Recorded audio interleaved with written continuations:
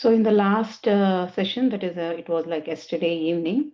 Um, just I would like to a 1 minute recap. What we discussed in yesterday's session is Babaji was telling like the importance of sadhana, that is meditation practice, which like we all are in the middle path, right?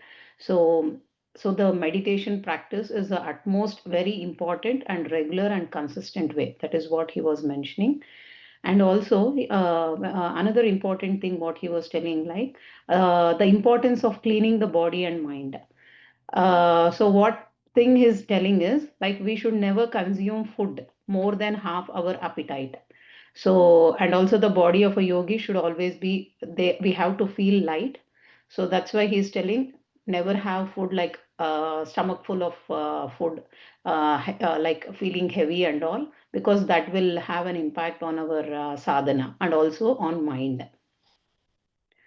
So these were the important things that he was mentioning in the previous chapter. And one more thing, what he is telling, like, just I want to repeat this particular paragraph once again because I felt it's very important. When the body digests food, it releases energy. Thus, the body prepares itself to receive new energy. In order for you to receive me, that is for the soul communication with Babaji, you must be free of previous day karmas to experience my energies anew. This aspect of the body influences the mind immensely. If you want to keep your body in a conscious receiving state, then consume the right sattvic food and eat only as much as is needed. This will ensure that you can realize and understand your soul experience at deeper levels. So, the first, eating the right sattvic food and also half of our appetite, and daily sadhana. So, all these things will help us to have a communication with Babaji. So, this was all about yesterday's session. So, now moving to the today's topic, masters, that is secret behind physical immortality. So, let's get into it. Babaji is telling Master Pallavi, virtual immortality is the deepest ignorance of mankind. For that, Pallavi is telling, kindly throw me some light on it, Babaji. Now, Babaji's answer is, on one hand, your so-called science has developed immensely over these years, getting people closer, and on the other hand, man-made technology has also developed enormous ignorance. So that's true, right? Like right now, in we are using Zoom and WhatsApp, all other different social media platforms, like telephone, mobile, or whatever it could be, wherein we are getting closer to people. Like anywhere in the world, we can speak with them in a split of a second. So we can just dial and speak with them. But when it comes to our hearts, so there we are lagging. So there is enormous ignorance over that part. He's telling. So for that, Pallavi is telling, from where is this ignorance born? Babaji's answer is, there is no particular place except mind which gives birth to this ignorance. Human mind is the only tool which goes on developing both positive and negative sides of the coin. External mind should turn inward. Only then it will experience the self and wisdom of one's own experiences. Let me repeat this. Human mind is the only tool which goes on developing both positive and negative sides of the coin. External mind should turn inward. Only then it will experience the self and wisdom of one's own experiences. Your world has become digital, but it's all so foolish because you desire to have this foolishness. This foolishness results from ignorance, and people are now enjoying life powered by robotic technology, thinking it is the reality. The phrase physical immortality sounds like a newly coined term, which is an area of research to explore for so called developed technological minds. But the truth is, it has never been surprising for those who have developed and gained the ability to explore their inner self. When you look deep inside, you understand that the soul itself is immortal. One gets inner sounds of I am immortal, reverberating like waves in their very core. But when you open your eyes and get into the physical world, you feel difficult to experience the same oneness and the same feeling. So, what exactly is happening here? Body, mind, and soul are never a separate entity but one. Body, mind, and soul are never a separate entity, but they are one. When you bake a cake, you put different layers to it, you decorate it, you put some icing on it, and use different flavors in the batter. And finally, when it's ready, you call it a chocolate cake or a butterscotch cake, so on and so forth. Similarly, you or I or the soul is never a separate entity at all.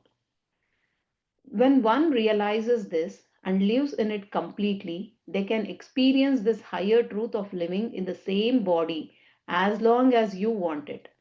Do not differentiate between physical life and spiritual life, it is the same. However, this entire truth of the mind, body, and soul being one entity varies for the people who are ignorant and not enlightened enough, where they need to get closer to their true inner self to understand this ultimate truth. So, masters, like whatever we are using, like the digital part or the social media or anything, it is only for the outward. Maybe, yes, even on the spiritual side, we might use the social media platforms to get connected, to join to some sessions and all. But those are only the outward tools. But ultimately, when we go deeper into ourselves, like through the sadhana, through meditation practices or any other practices, spiritual practices, it is only then we understand. And although we keep saying like body, mind, and soul are one, theoretically, a number of times we keep on telling and discussing, but to feel it, to experience it, the only way is we have to go inside. There is no other shortcut, no other alternative way. So it is only through the sadhana. Ultimately, we have to come into this path of meditation to realize this greater truth. And one important thing, what he's telling is do not differentiate between physical life and spiritual life, it is the same.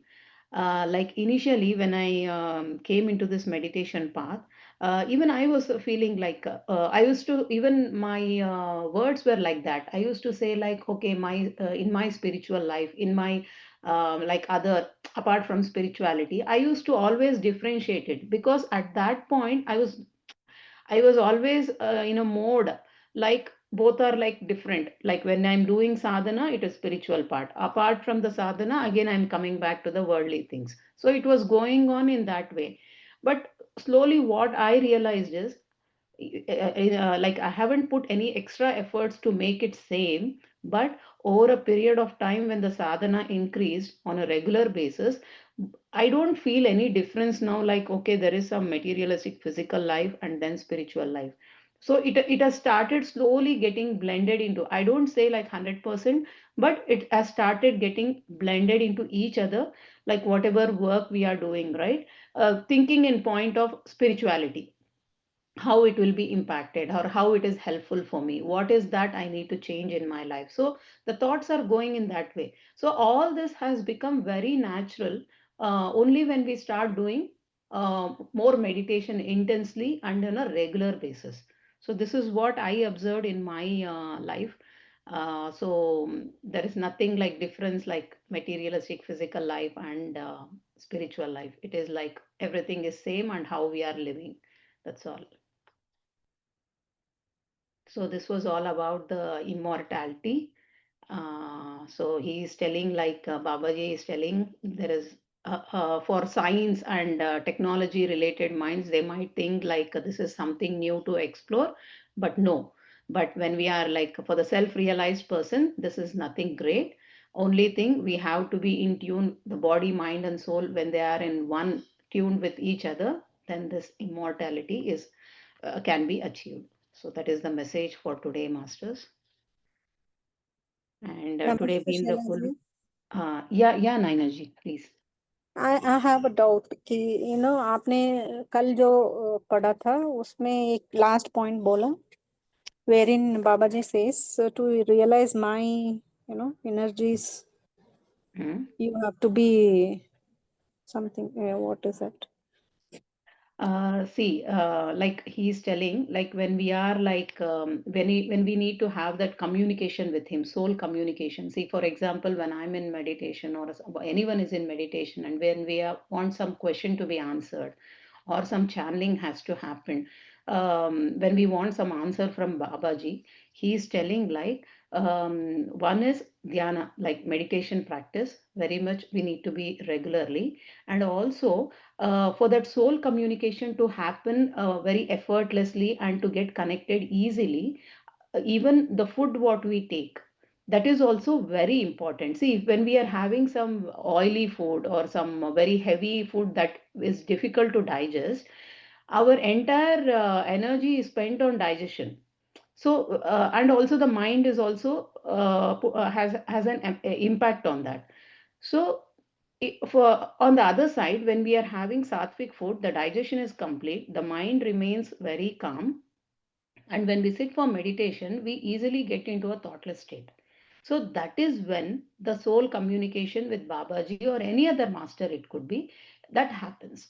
So he is giving us like how we have to be, both on a practice side and also food related things. So is it clear, Nainaji, or Yes, yes, yes, ma'am, ma'am. It is clear. Thank you. oh, okay, fine. Yeah, thank you. Masters, I would like to say once again, today being the Kartika full moon day, please make use of your time and spend more time on your sadhana. Whether it could be intense meditations or book reading or getting like into some Sajjana Sangatya discussions. So, but make use of it. Yeah, Anaji, please unmute. Thank you so much, Shailaji. What a lovely meditation it was, and the music was so divine. Can you please share the link? Yeah, sure. And I'll share yeah, it in the yeah. group. And yeah, and I also wanted to say what you said was right, that the physical, like Babaji said that the physical and the spiritual is not separate. Initially, I think it's separate, but once we start getting into those practices of spirituality, into meditation, then that becomes our lifestyle. It starts seeping into our physical life as well, and then they both merge as one, isn't it? Yes, yes, yes, very true, very true. And you don't, it will become very natural. Like we ourselves, like we can't differentiate like what is like Yeah. going in our mind. It becomes very Yeah. natural. That's because we are practicing what we are learning in spirituality. That's why it's merging and becoming one, right? And we don't attach to our physical existence that much. That's true. That's We true. operate from the soul consciousness, right? Yeah, yeah, very much true. And also, one more thing, what I observed is over a period of time, it's not like everything 100% like we are into spiritual, everything, whatever is happening in our life, we are thinking in the spiritual point of view, right? But the thing what I observed is few things which I'm not aligned, it is getting highlighted in my life so that I focus on that and correct it. So that is also happening, which I have to change the way I think, or it could be some challenges with people or the clashes or whatever it could be.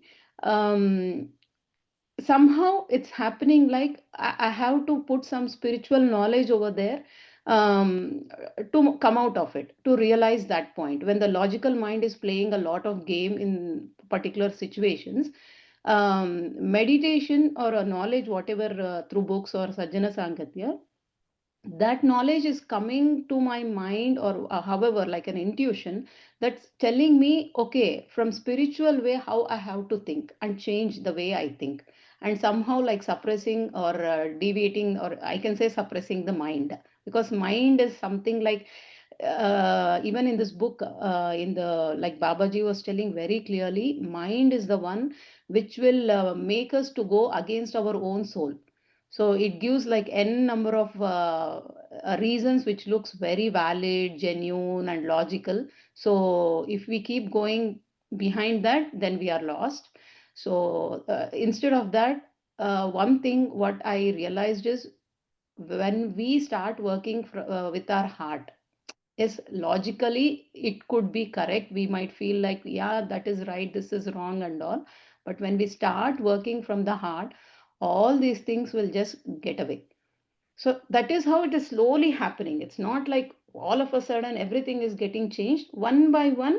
it's getting highlighted and things are getting changed. Yes, very true, Shailajaji. Actually, it's all our thoughts. We are not aware, and that's why we make those mistakes because it all thought starts from a thought. And now we know when our thought is not aligned, and then we realize that this has to be corrected. This is not the right way to think or do. Yeah. So that is how it all starts. Yes, I so agree with you. Thank you so much. Thank Loving you. it. Thank you so much. Thank you. Yes, Rashmi ji, sure. Like I'll share the music in the group. So it was really nice, Masters, discussing all these things, important points with all of you. It was really wonderful. So then let's meet in the next meditation session. But keep meditating and let's discuss our experiences maybe in the next session, how it has gone. Thank you. Have a nice day.